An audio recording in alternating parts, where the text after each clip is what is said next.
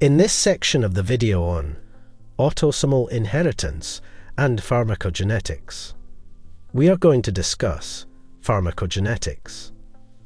Pharmacogenetic traits are inherited in a variety of ways, such as autosomal dominant, autosomal recessive, X-linked recessive, and autosomal dominant. Let's discuss them in detail. Dibrusoquine hydroxylase deficiency, which is autosomal recessive. In drug deactivation genes of the cytochrome P450 group are of particular importance. One such is dibrusoquine hydroxylase, involved in the metabolism of the antihypertensive dibrusoquine and other drugs. 5 to 10% of Europeans show serious adverse reactions to dibrusoquine due to deficiency of dibrusoquine hydroxylase.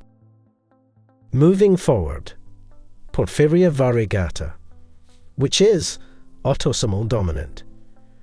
Drugs such as sulfonamides and barbiturates are metabolized by enzyme protoporphyrinogen oxidase. Variegate porphyria is caused by mutations of the protoporphyrinogen oxidase gene. Leads to deficiency of protoporphyrinogen oxidase A. Protoporphyrinogen oxidase genetic mutation is inherited as an autosomal dominant trait within a family, meaning that a single mutation is inherited from one parent and in the presence of other triggering factors is sufficient to cause the disease. Such deficiency leads to skin lesions, abdominal pain, paralysis, dementia, and psychosis. Moving forward, let's discuss glucose 6-phosphate dehydrogenase deficiency, which is X-linked recessive.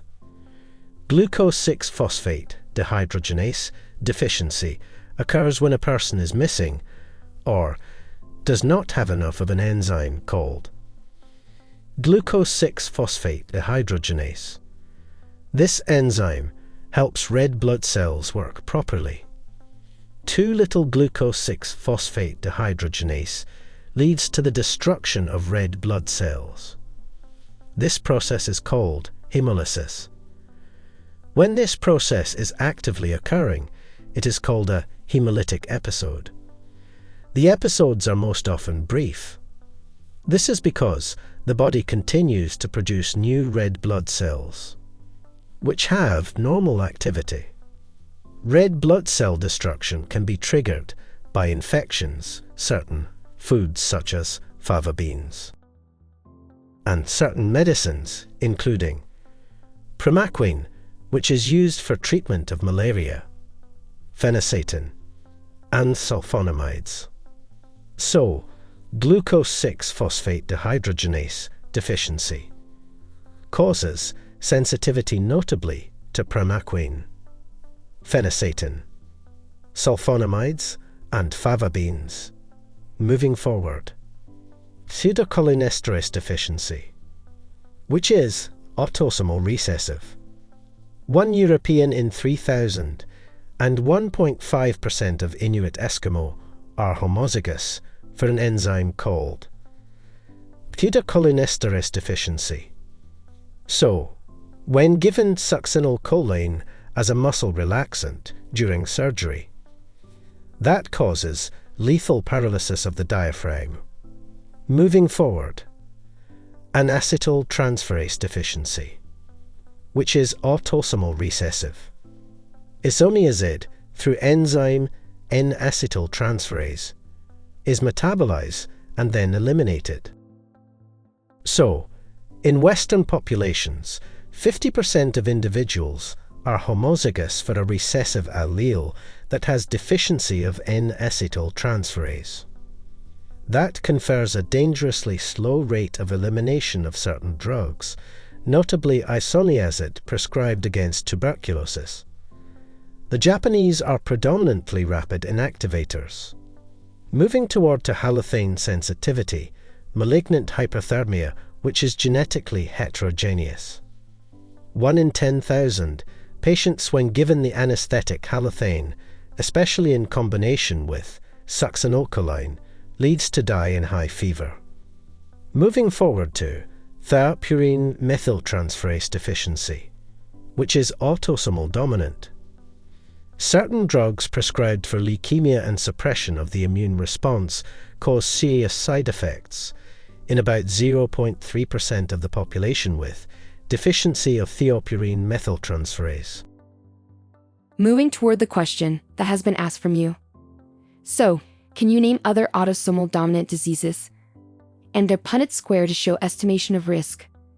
Now, let's name some important autosomal dominant inherited diseases, and that are dominant otosclerosis, familial hypercholesterolemia, adult polycystic kidney disease, multiple exostosis, hereditary motor and sensory neuropathy, neurofibromatosis, hereditary spherocytosis, in which red blood cells appear spherical leading to hemolytic anemia, osteogenesis imperfecta, in which highly variable with multiple fractures and lens deformity, myotonic dystrophy, in which progressive muscle weakness with inability to relax muscle tone, normally cataracts, cardiac conduction defects, hypogonadism, Ehlers-Danlos syndrome, Marfan syndrome, achondroplasia, dominant blindness, dominant congenital deafness, familial adenomatous polyposis coli, and tuberous sclerosis.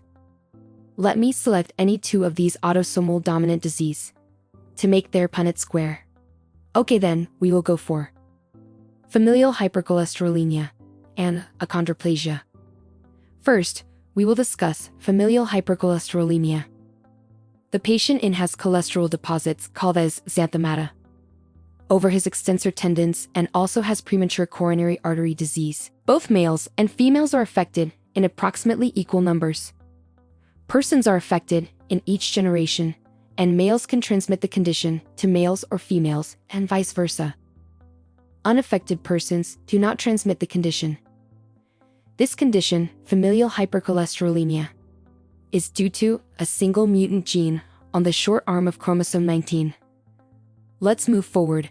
Unaffected person, which is normal homozygote, married to affected person, who is a heterozygote. These are gametes generated. There will be 4 possibilities: normal gene from one parent, and diseased gene from other parent, normal gene from one parent, and diseased gene from other parent, normal gene from one parent, and normal gene from other parent, and normal gene from one parent, and normal gene from other parent. So 50% diseased offsprings, and 50% unaffected offsprings. Moving towards achondroplasia, in which there is depressed nasal bridge, truncated limbs, and lumbar lorisis. Affected person is heterozygote, and lethal is dominant homozygote, means lethal before or soon after birth. Father is diseased, and mother is also diseased. These gametes are from father, and these gametes are from mother. Following the previous rules for Punnett square, these are the results. This is lethal before or soon after birth, and these two are diseased, and one left is normal. So let's estimate the risk. 1 lethal, 2 diseased, and 1 normal. So 2 out of 3 are diseased, and chance of disease is 67%. So this was all. Watch our medical videos anytime and anywhere. Download sqadia.com app now.